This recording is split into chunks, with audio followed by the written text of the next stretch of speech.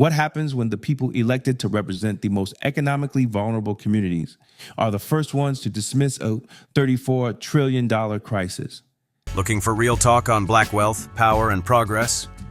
Tune into The Black Economy with Damon K. Jones, only on Black Westchester magazine, where truth meets strategy and black dollars make sense. Today, we're going to talk about the hypocrisy in Washington, specifically the hypocrisy of Representative Gregory Meeks, and how ignoring the national debt isn't just bad policy, it's betrayal, especially when it's coming from someone who claims to represent Black America.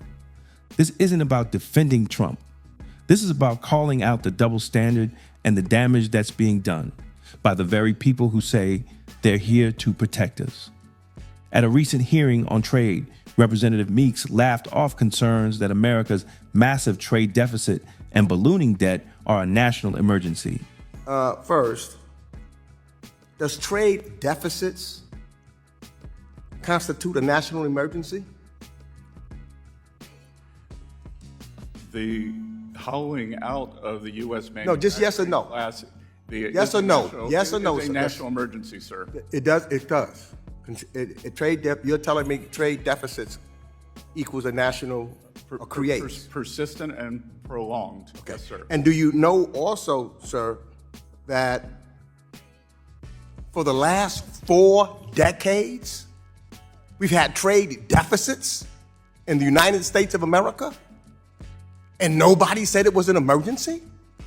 Democratic and Republican presidents? You know what that says to me? That it's not an emergency because it hasn't been for 4 decades. He pointed out that the U.S. has had trade deficits for 40 years and argued if it wasn't an emergency, then it's not one now. Now think about that. If your household or your business is ran in the red for 4 straight decades, would you call that normal or would you call it collapse?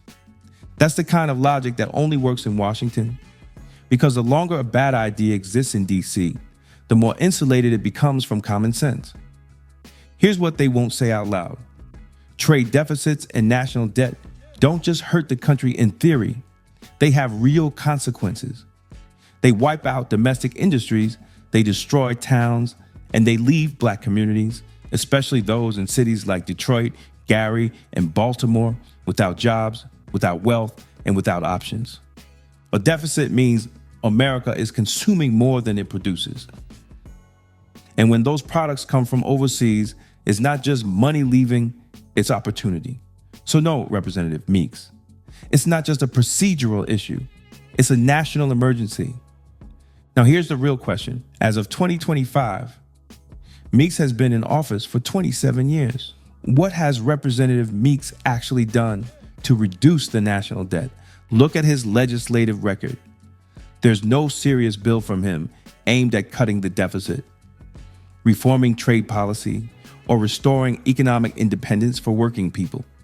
He hasn't authored major legislation to bring jobs back to American soil, or to reduce the bloated federal budget, or to protect the industries that built the Black middle class. All we hear are excuses. Procedural talk about Congress needing more power, as if that matters when Congress isn't even using the power it already has. That's not leadership. That's hiding behind bureaucracy. This is where the hypocrisy stings. You cannot call yourself a champion for Black America and simultaneously defend the very globalist, debt-driven system that destroyed our community. The racial wealth gap didn't come from nowhere.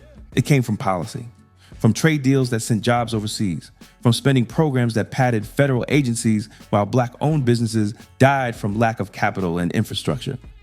And when a Black politician like Meeks shrugs off a $34 trillion debt, he's telling Black families in his district and across the country that their economic survival is not urgent.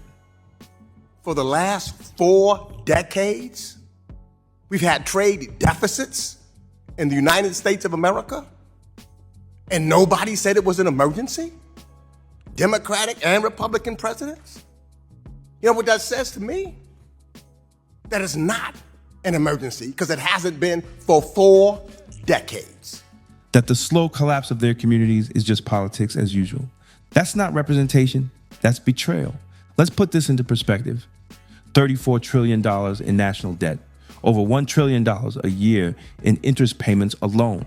That's more than we spend on education, infrastructure, or housing. And while all of this is happening, Representative Meeks wants to argue process, wants to downplay the danger.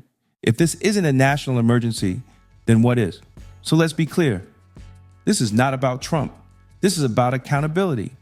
It's about recognizing that financial collapse is not just a line item on a budget. It's a direct attack on our future. There is no courage in defending dysfunction.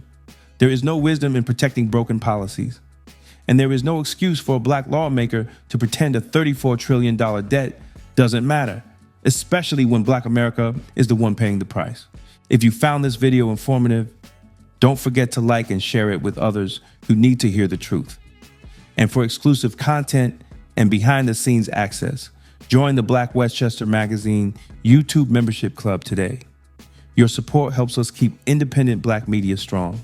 Thanks for watching The Black Economy with Damon K. Jones, powered by Black Westchester Magazine. Please like and share this important information. The views and opinions expressed in this program are those of the host and guests and do not constitute financial advice. Always consult a licensed financial professional before making investment decisions. Stay informed, stay empowered, and keep building Black wealth.